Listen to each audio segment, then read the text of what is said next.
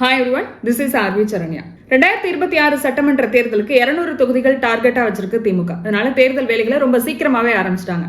தேர்தல் ஒருங்கிணைப்பு குழு அமைக்கிறது, தொகுதி பார்வையாளர்களை நியமனம் பண்றது அப்படின்னு ஏகப்பட்ட வேலைகளை கடந்த வருஷமே அவங்க ஆரம்பிச்சிட்டாங்க. இதுல ஒண்ணுதான் மாவட்ட செயலாளர்கள் மாற்றம். இந்த மாவட்ட செயலாளர்கள் மாற்றத்துல இப்போ பேசு பொருளா இருக்கக்கூடியது விழுப்புரம் மாவட்டம்.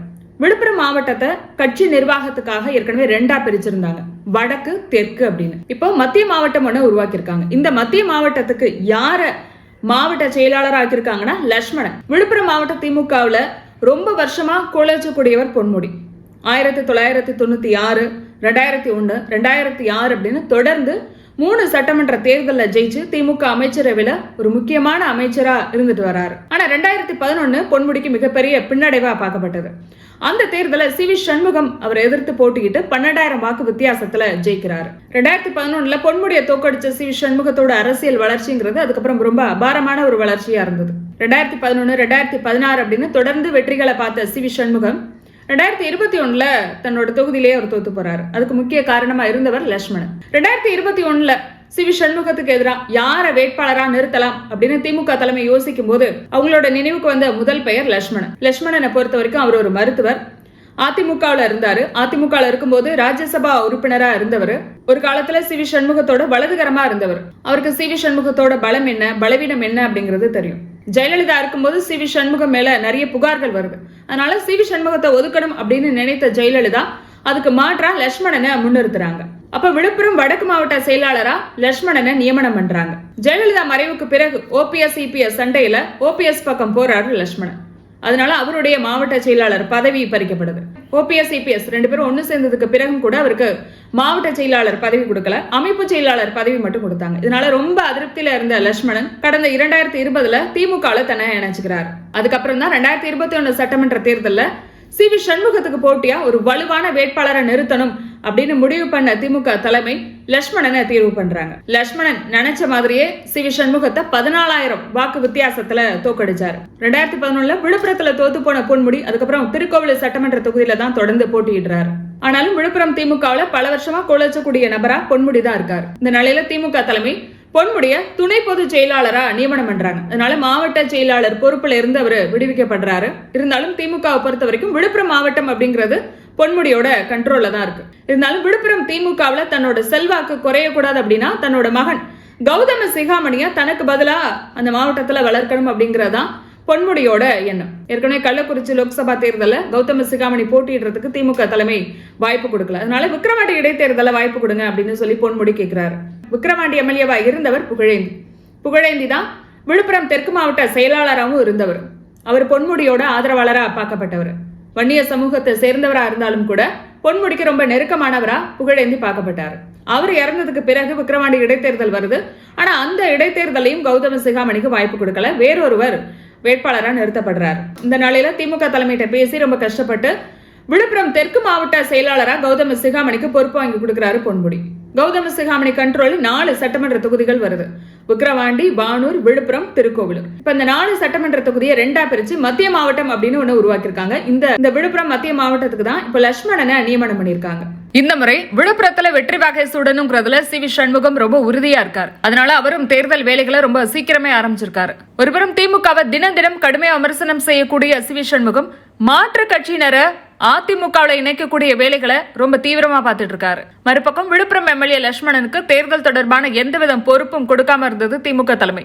விழுப்புரத்தை பொறுத்த வரைக்கும் திமுகவுல பொன்முடி எடுக்கிறதா முடிவு அப்படிங்கறதுனால பொன்முடி ஆதரவாளர்களை தவிர்த்து விழுப்புரம் திமுக நிர்வாகிகள்கிட்ட இது மிகப்பெரிய அதிருப்தியா இருந்தது. விழுப்புரம் மாவட்டத்துல பொன்முடி குடும்பத்தை எதிர்த்து அரசியல் செய்யறது கடினமான ஒரு விஷயமா திமுக பார்க்கப்படுது. அது மட்டும் இல்ல, விழுப்புரத்துல ஒரு எம்எல்ஏ கூட அவங்களோட தொகுதியில சுதந்திரமா செயல்பட முடியாதபடி பொன்முடி தரப்பு அவங்களுக்கு முட்டுக்கட்டை போடுது. குறிப்பா தலைவர்கள் சிலைக்கு மாலை போடுறதுனா கூட அந்த தொகுதி எம்எல்ஏ புறக்கணிக்கப்படுறாங்க. இது போல லட்சுமணனே ஒரு முறை புறக்கணிக்கப்பட்டிருக்காரு. இப்படியே இருந்தா இவங்க மத்தியில கட்சி தொண்டர்கள் எப்படி மேல வர முடியும் போன்ற அதிருப்தி குரல்கள் விழுப்புரம் திமுகவில் இருந்ததா சொல்லப்பட்டது. எனவே 4 சட்டமன்ற தொகுதிகளை வைத்திருக்கக்கூடிய கௌதம சிகாமணி மூலம் வரக்கூடிய சட்டமன்ற தேர்தல பிரச்சனை கிளம்பக்கூடாது என்பதை எண்ணி இந்த 4 தொகுதியும் 2ஆ பிரிச்சிருக்கு திமுக தலைமை அப்படின்னு பார்க்கப்படுது. மாவட்ட செயலாளர்கள் மாற்றப்பட்டது, விழுப்புரம் மாவட்டம் பிரிச்சது, இது எல்லாமே பொன்முடிக்கு ரொம்ப அதிருப்தியை கொடுத்திருக்கு. அதனால குறிப்பா விழுப்புரம் சட்டமன்ற தொகுதியாவது கௌதம சிகாமணிட்ட கொடுக்கணும் அப்படிங்கிற கோரிக்கையை அவர் திமுக தலைமையிட்ட முன் வச்சதாகவும், ஆனா எடுத்த முடிவுல மாற்றம் இல்ல அப்படின்னு சொன்ன ஸ்டாலின் லட்சுமணனையே விழுப்புரம் மத்திய மாவட்ட பொறுப்பாளர் ஆக்கியிருக்காரு அப்படிங்கிறாங்க. அதே போல அந்த மாவட்டத்துல பல பொறுப்புகளுக்கு பொன்முடி ஆதரவாளர்கள் தான் நியமனம் செய்யப்பட்டிருக்காங்க. இப்படியான நிலை விழுப்புரம் திமுக இருக்கும்போது சி.வி. சண்முகம் அதை சாதகமாக்கிக்க கூடாது. பொன்முடி குடும்ப ஆதிக்கத்துல சி.வி. சண்முகம் ஸ்கோர் பண்ண வாய்ப்புண்டு. அது மட்டும் இல்லாம வன்னியர்களுக்கு முக்கியத்துவம் கொடுக்க வேண்டிய கட்டாயமும் இருக்கு. வரக்கூடிய தேர்தல்ல அதிமுக பாஜக கூட்டணி மறுபடியும் அமையும் போது பாமகவும் அந்த கூட்டணியில இடம்பெற வாய்ப்புண்டு.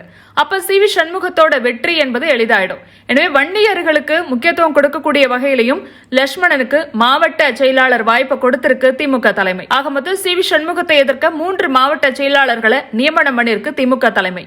விழுப்புரம் தொகுதியை பொறுத்த வரைக்கும் வரக்கூடிய சட்டமன்ற தேர்தலில் திமுக அதிமுக 2 பேருக்கும் ஒரு டஃப்பான ஒரு தொகுதியா இருக்கும் அப்படின்னு பார்க்கப்படுது. போன தேர்தலில் சி.வி. சண்முகம் தோத்து போனாலும் கூட வாக்கு வங்கியில பெரிய அளவுல வித்தியாசம் இல்ல. அது மட்டும் இல்ல, விக்கிரவாண்டி இடைத்தேர்தலில் அதிமுக போட்டியிடாததுனாலதான் திமுக ரொம்ப ஈஸியா ஜெயிச்சது அப்படின்லாம் சொன்னாங்க. அந்த அளவுக்கு விழுப்புரத்துல ஒரு செல்வாக்கான நபரா சி.வி. சண்முகம் பார்க்கப்படுறாரு. திமுகவை பொறுத்த வரைக்கும் அதிமுக முக்கிய முகங்கள் எந்தெந்த தொகுதியில எல்லாம் போட்டியிடுறாங்களோ அந்த தொகுதியில எல்லாம் திமுக வேட்பாளர்களை ரொம்ப கவனமா நிறுத்தணும் அப்படிங்கறத முக்கியமா பாக்குறாங்க.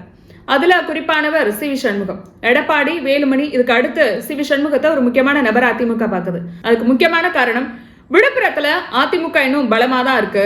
திமுகவை அதிகமா விமர்சனம் பண்ணக்கூடிய ஒரு அதிமுக முகம் அப்படின்னா அது சி.வி. சண்முகம் தான். ஸ்டாலின் முதற்கொண்டு மற்ற அமைச்சர்கள் எல்லாரையுமே சி.வி. சண்முகம் ரொம்ப கடுமையா விமர்சனம் பண்ணிட்டு வராரு. அதனால வரக்கூடிய சட்டமன்ற தேர்தல்ல சி.வி. சண்முகத்துக்கு எதிராக ஒரு வலுவான வேட்பாளரை நிறுத்தணும் அப்படின்னு திமுக தலைமை முடிவு பண்ணிருக்கு. அதுக்கு சரியான சாய்ஸா தான் லட்சுமணனை பாக்குறாங்க. ஏன்னா அவர் ஏற்கனவே சி.வி. சண்முகத்தை எதிர்த்து போட்டிட்டு இருக்காரு. அது மட்டும் இல்லாம சி.வி. சண்முகத்தோட பலம் பலவீனம் எல்லாமே அவருக்கு தெரியும். எனவே லட்சுமணன் விழுப்புரத்துல ஒரு மாவட்ட செயலாளரா இருந்தா வரக்கூடிய சட்டமன்ற தேர்தல் அவருக்கு ரொம்ப எளிதா இருக்கும் அப்படின்னு நினைக்குது திமுக தலைமை. லட்சுமணனை பொறுத்த வரைக்கும் அந்த தொகுதியில மிகவும் அறியப்பட்ட ஒரு நபரா இருக்காரு. மக்கள் செல்வாக்கு இருக்கு.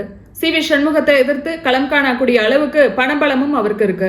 சோ இது எல்லாமும் இருக்கிறதுனால லட்சுமணன் தான் சரியான சாய்ஸ் அப்படின்னு நினைச்ச திமுக தலைமை அவரை வேட்பாளரா முடிவு பண்ணிருக்காங்க. அதுக்கு முன்னோட்டமா தான் அவருக்கு மாவட்ட செயலாளர், விழுப்புரம் மத்திய மாவட்ட செயலாளர் அப்படிங்கிற பொறுப்பும் லட்சுமணனுக்கு கொடுத்திருக்கு திமுக தலைமை. அதனாலதான் பொன்முடி மகன் கௌதம சிகாமணி கையில இருந்த 4 தொகுதிகளை 2 பிரிச்சு விக்கிரவாண்டி, வானூர் இந்த 2 தொகுதியையும் இப்ப லட்சுமணன் கையில கொடுத்திருக்கு திமுக தலைமை.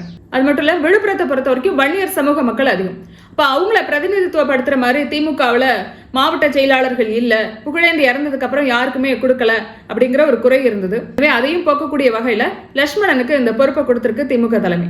வரக்கூடிய 2026 சட்டமன்ற தேர்தல்ல விழுப்புரம் தொகுதி அப்படிங்கிறது சி.வி. சண்முகம் வெர்சஸ் லட்சுமணன், இவங்க 2 பேரும் களமிறங்குறதுனால போட்டி ரொம்ப கடுமையாக தான் இருக்கும்.